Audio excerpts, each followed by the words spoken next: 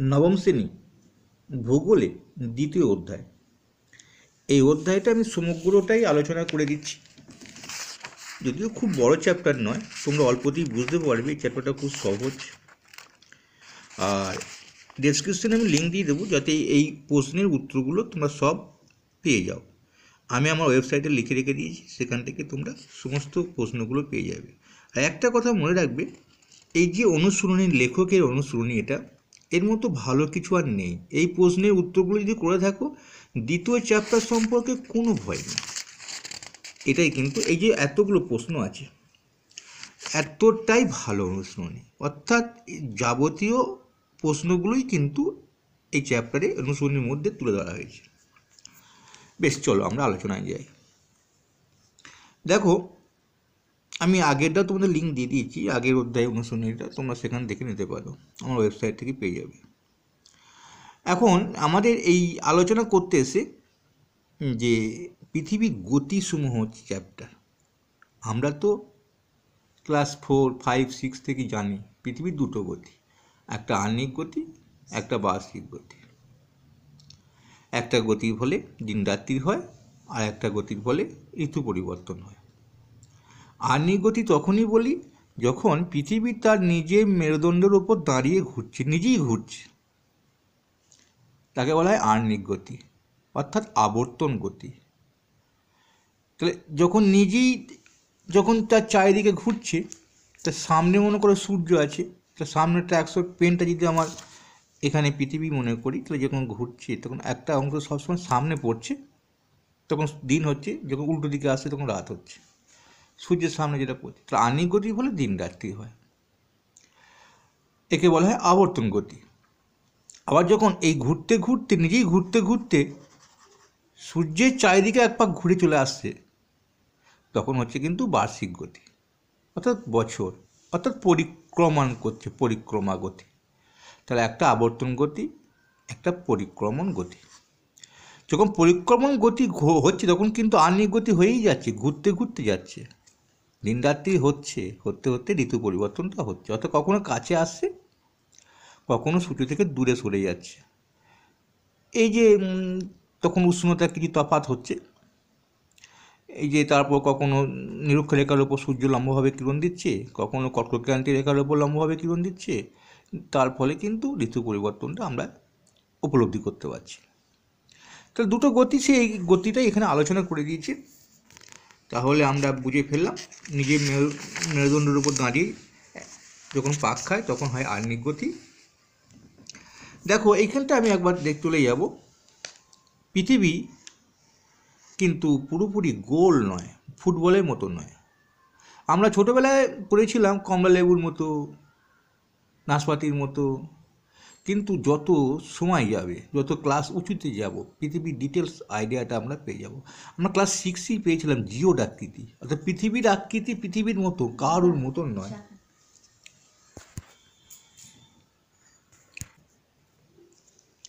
পৃথিবী তাহলে এই যে গোল, মাঝখানটা দেখো একটুখানি মোটা অংশ, তাহলে এইখানে একটা মাছি বসেছে, আর মাথায় একটা মাছি বসেছে।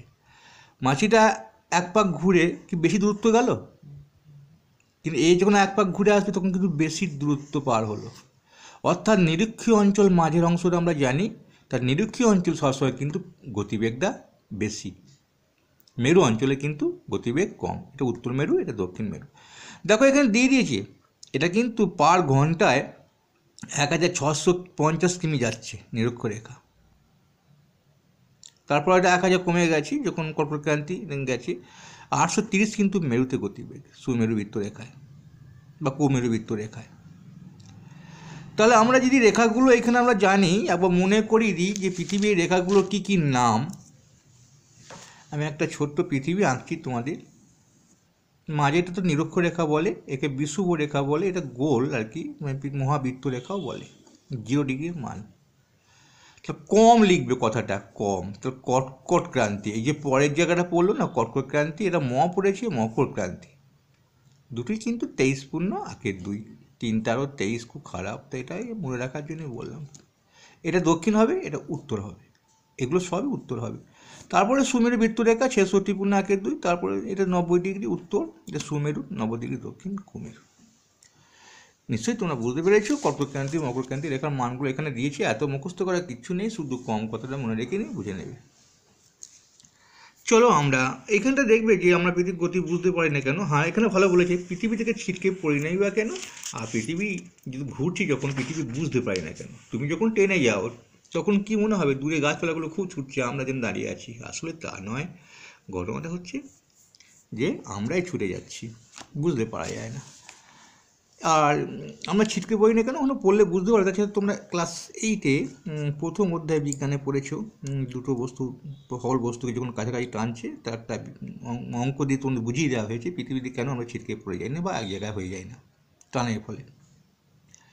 বেশ, চলো আমরা সেটা আলোচনা নেই। পৃথিবী আবর্তনের ফলাফল। আবর্তন মানে তো আহ্নিক গতি, আহ্নিক গতি মানে দিনরাত হয়, জোয়ার ভাটা হয়, বায়ুপ্রবাহের গতিবিক্ষেপ ঘটে, সূর্যোদয় সূর্য অস্ত হয়, এগুলোই তো হচ্ছে। উদ্ভিদ প্রাণী সৃষ্টি হয়, সময় গণনার ক্ষেত্রে কাজে লাগে। এই জন্য কোনো ঝামেলাটি নেই। চলো তারপরে আমরা যাব ছায়াবৃত্ত। আলো আর অন্ধকারের রেখা যে মাঝে একটা অংশকে ছায়াবৃত্ত রেখা বলে। আলোকিত অংশ এবং অন্ধকার অংশ যে মাঝে একটা আবঝা আলোকিত অংশ থাকে তাকে অন্ধকার সীমারেখা বলে।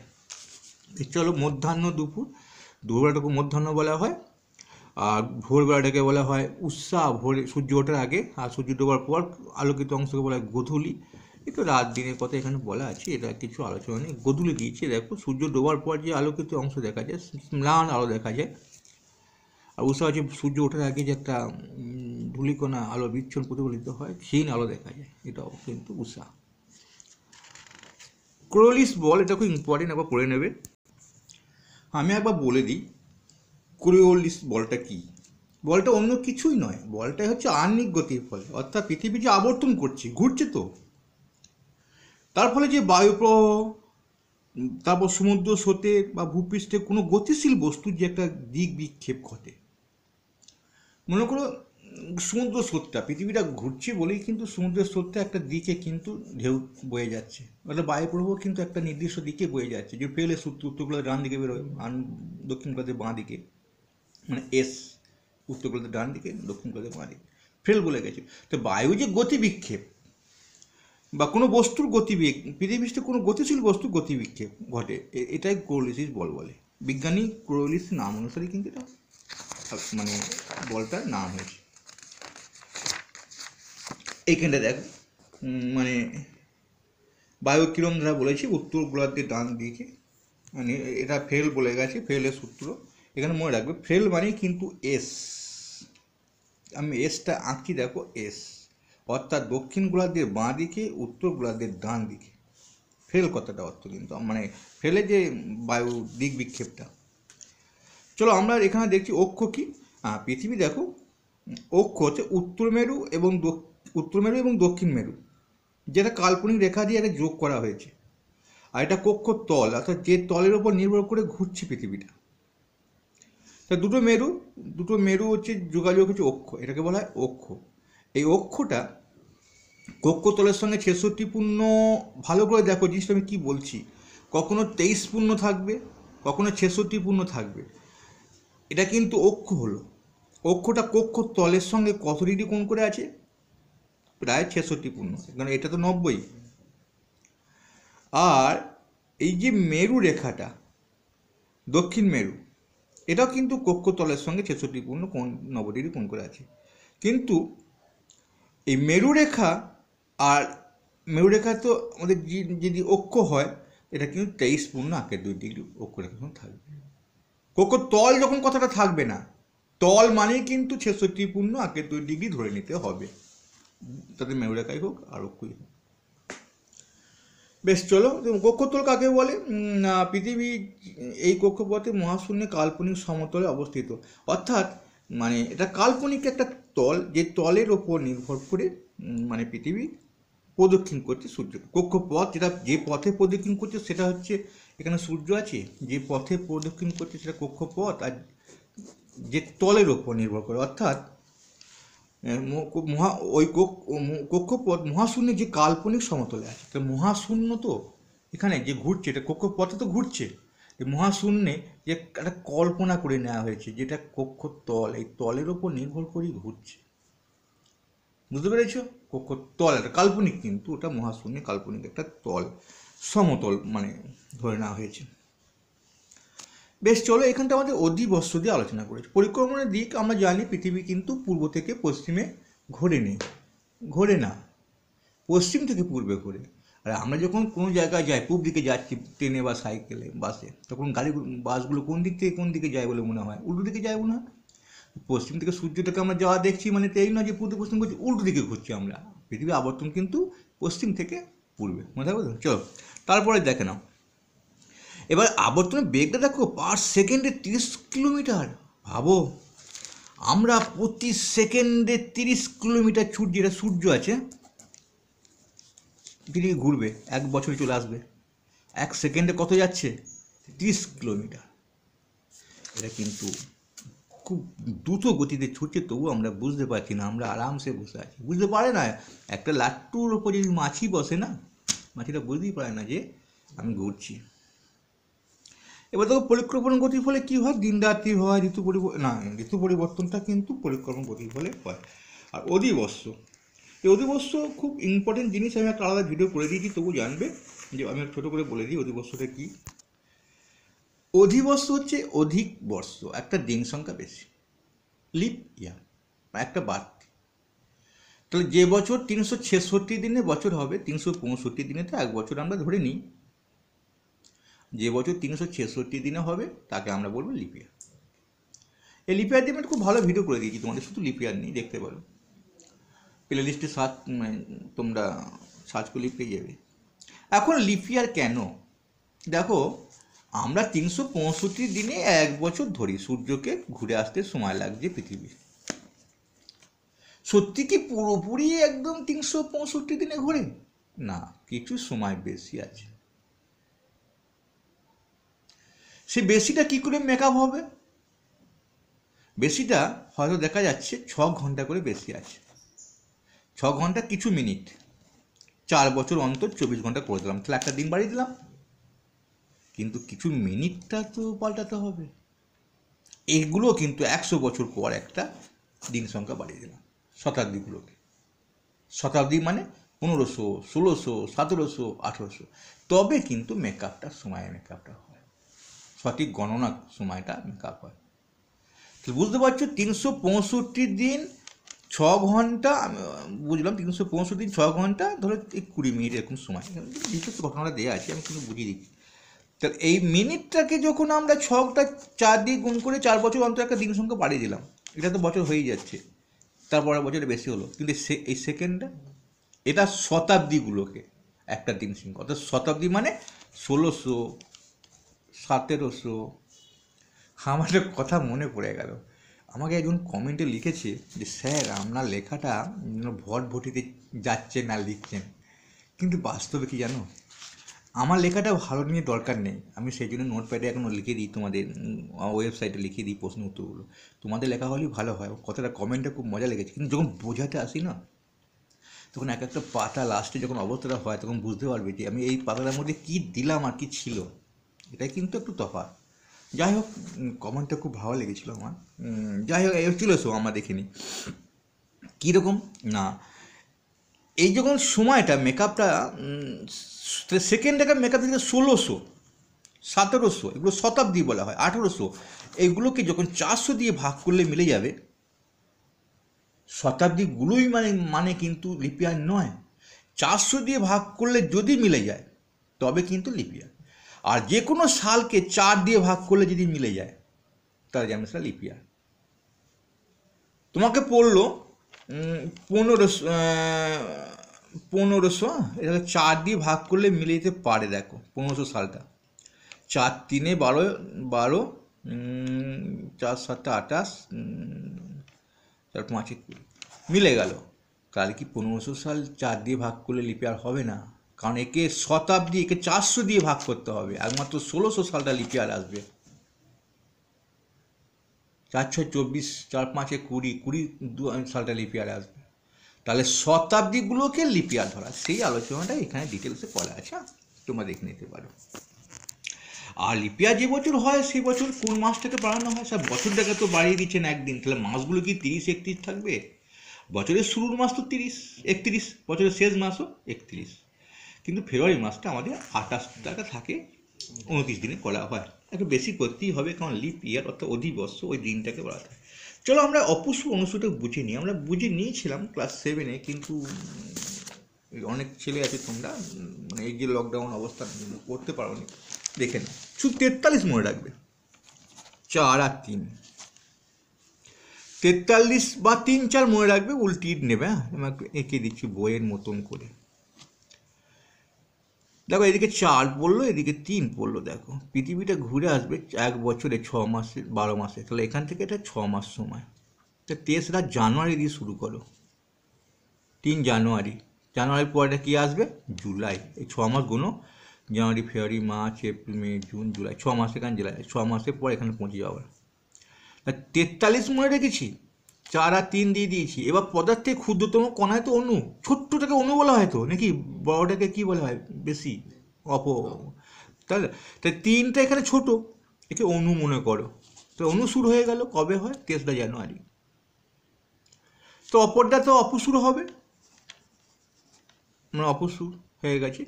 এবার দেখো অণু মানে তো কম, সূর্যটাকে সেই দিকে কম দূরত্ব দেবো, আর সূর্যটা এখানে এখানে একটু, অপমানে তো উল্টোটা হবে, বেশি হবে। তা পৃথিবী থেকে সূর্যের দূরত্ব গড় কত? 15 কোটি। তো এখান থেকে এটা 15, এখান থেকে এটা 15 হওয়া দরকার, কিন্তু এটা কম বেশি আছে। তাহলে কোনটা? একটা 14 কোটি 70 লক্ষ হবে, একটা 15 কোটি 20 হবে। দেখো যোগ করো, 2 দিয়ে ভাগ করো গড় অঙ্কে, দেখো প্রায় আমাদের 15 কোটি চলে আসবে গড়ে। বুঝতে পারলে? গড় অঙ্ক মানে অঙ্কের মতো। তার মানে আমাদের যেটা কম আছে সেটা 14 কোটি দেবো, 14 কোটি 70 দিয়ে দেবো, আর যেটা বেশি আছে সেটা 15 কোটি 20। তাহলে কবে অপসুর হয়? 4 জুলাই। অপসুর অবস্থান দূরত্ব কত হয়? 15 কোটি 20 লক্ষ কিমি। তারপরে এই যে আমাদের প্রশ্নগুলো, আর এর কি মজার ব্যাপার জানো আর একটা, এই যখন এই অপসু অনুসুর অবস্থানটা হয়, যখন অপসুর অবস্থানে আবর্তনের বেগটা কিছুটা কমে যাওয়ায় জুলাই মাসে যে গোলার্ধে ঋতু পরিবর্তন তার স্থায়িত্বটা বেড়ে যায়। তবে অনেকক্ষণ ধরে আমাদের যেমন ধরো উত্তর গোলার্ধে বাস করছে, আমাদের গ্রীষ্মকাল হয় তখন, তাহলে আমার তখন কিন্তু অনেকদিন গ্রীষ্মকালের স্থায়িত্বটা থাকে। আর পৃথিবী থেকে সূর্যকে একটু ছোটো দেখায়। কি সুন্দর একটা আলোচনা তোমাদের বয়ে দিয়েছে। চলো এবার আমরা যাই, এই দিনরাতে হ্রাস বৃদ্ধিটা কেন হয় ছোট্ট একটা ছক দিয়ে তোমাদের, এই ছকটা যদি আঁকতে পেরেছো আর কোনো প্রশ্নই লাগবে না, মানে যত প্রশ্নের উত্তর তোমরা এখানে চোখ বুঝে করে দিতে পারবে। আমি শুধু ছকটা এঁকে দিচ্ছি কেমন করে আঁকতে হবে, দেখে নাও। আর মধ্যরাত্রি সূর্যের দেশ, নিশীথ সূর্যের দেশ কাকে বলে আমরা জানি, নরওয়েকে। গভীর রাতে সূর্য দেখা যায়। আমরা কি আঁকতে এলাম? ছকটা। কি ছকটা? এই ছকটা আঁকবো, পৃথিবীর ঋতু পরিবর্তনের ছকটা। কত প্রশ্নের অ্যান্সার কিন্তু এর মধ্যে, বা কত প্রশ্ন লুকিয়ে আছে এর মধ্যে, আমরা শিখে নেব এই ছকটা। আমি এতগুলো পৃথিবী আঁকবো না, আমরা 4টে পৃথিবী আঁকবো, দেখে নেব। খুব মজার ছক, ওটাতে 43 মনে রাখবে। আমি একটু জাস্ট তোমাদেরকে ধারণা দেওয়ার জন্য ছবিটা আঁকছি। মাঝখানে সূর্যকে দেবো এখানে, কি তুমি সূর্যকে একটুখানি এদিকে দিতে পারো, কারণ হচ্ছে যে এটা আমরা মাঝখানে দিই এখন। হ্যাঁ, 4 জায়গায় 4টে পৃথিবী এঁকে নিই। এই পৃথিবীর ছবিটা সঠিক আঁকার নিয়মটা আমি লাস্টে বলে দিচ্ছি, এখন শুনে নাও। এখানে যখন পৃথিবীটা আঁকবে অক্ষগুলো সব একদিকে করে দেবে। দেখো আমি কিন্তু সব একদিকে করেছি, এদিক বা এদিক করে নিয়ে। এবার আলোকিত অংশটা এরকম দেবে, ছায়াটা দেবে, ছবিটা দেখে নেবে, লাস্টে দেখিয়ে দিচ্ছি। এখন আমাদের এই যে ডিসেম্বর থেকে শুরু করি, এটা ডিসেম্বর, হ্যাঁ, জানুয়ারি থেকে শুরু করবো না, কারণ এইখান থেকে এটা 3রা জানুয়ারি মনে রাখবো, কারণ এটা অপসুর অবস্থানটা, অনুসুর অবস্থানটা হয়। তা ডিসেম্বর থেকে শুরু করলাম, 3 মাস পর যাবো এখানে, জানুয়ারি ফেব্রুয়ারি মার্চ। কত মাস হয়ে পরে বলছি? মার্চ এপ্রিল মে জুন হলো, July August September October November December হয়ে গেছে। এখন আমাদের 21, 22 আর 23 মনে রাখতে হবে। 23টা তো কর্কটক্রান্তি রেখা বা মকরক্রান্তি রেখার একটা মান আছে না, 23 পূর্ণাঙ্কে 2 ডিগ্রি। তাহলে 21 লিখে ফেলি, 22 লিখে ফেলি, 23 লিখে ফেললাম। এই 22টাকে সরিয়ে দাও, 21, 22, 23, তো 22শে ডিসেম্বর মিলে গেছে, 21শে মার্চ মিলে গেছে, এটাও কিন্তু 21 হয়ে যাবে, আর কিছু নেই।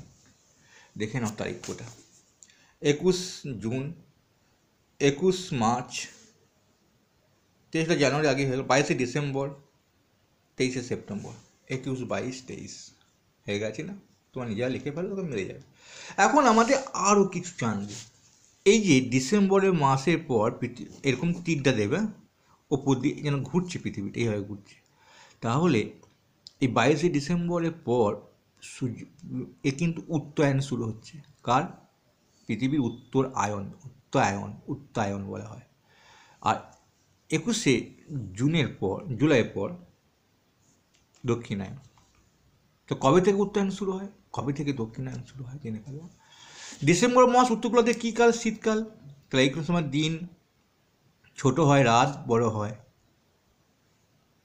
আর একটা জিনিস মনে রাখতে হবে, কম। সেই আমি আগেও শেখালাম, যখন পৃথিবীটাকে আঁকলাম ক ম কম, এখানেও আমরা ক ম কম। অর্থাৎ কর্কট সংক্রান্তির ওপর কবে সূর্য লম্বভাবে কিরণ দেয়? দেখো 21শে জুলাই। মকর সংক্রান্তি আছে, মকর সংক্রান্তির ওপর, মকরক্রান্তি রেখার ওপর কবে সূর্য লম্বভাবে কিরণ দেয়? 22শে ডিসেম্বর। কবে কর্কট সংক্রান্তি হয়, কবে মকর সংক্রান্তি হয়? পেয়ে গেলাম স্যার এই দুটো। হ্যাঁ, মহা জল ছিটাবো, গঙ্গা জল, হ্যাঁ, ছিটিয়ে অধ্যায়টাকে শেষ করবো। তা মহা জল, গঙ্গা জল ছিটালাম। তাহলে মহাবিষুব কবে হয়?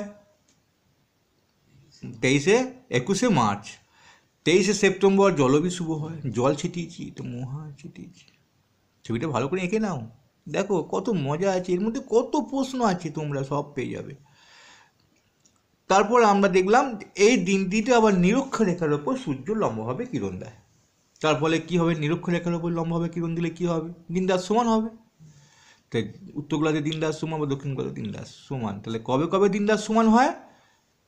23শে সেপ্টেম্বর, 21শে মার্চ। মহাবিষুব কবে?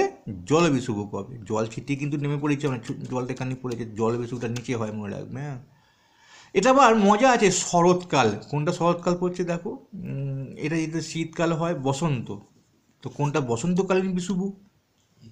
21শে মার্চ। কোনটা শরৎকালীন বিষুব? বিষুব কথার অর্থটা কি? সমান দিন রাত। দিন রাত সমান নয়, কথাটা কিন্তু সমান দিন রাত। তা তোমাদের একটা সঠিক ধারণা আমি দিতে পারলাম আশা করি। এখন আমাদের আর কিছু যদি জানার থাকে, এবার সুমেরু কুমেরু 6 মাস দিন, কারণ 6 মাস রাত হয়, একবার জেনে নেবে। আর প্রিয় তুষারময় দেশ এইখানটা একবার পড়ে নেবে, তাহলে অনেকটা আলোচনা তোমাদের হবে। আর প্রশ্নের উত্তরগুলো তো করে দিচ্ছি, সেখানেও তোমরা সঠিকভাবে পেয়ে যাবে। আর যখন প্রশ্নগুলো দিয়ে একটা ভিডিও করি, তাহলে তোমরা উত্তরগুলো আমি বলে দেবো। ভালো লাগলে অবশ্যই লাইক করবে।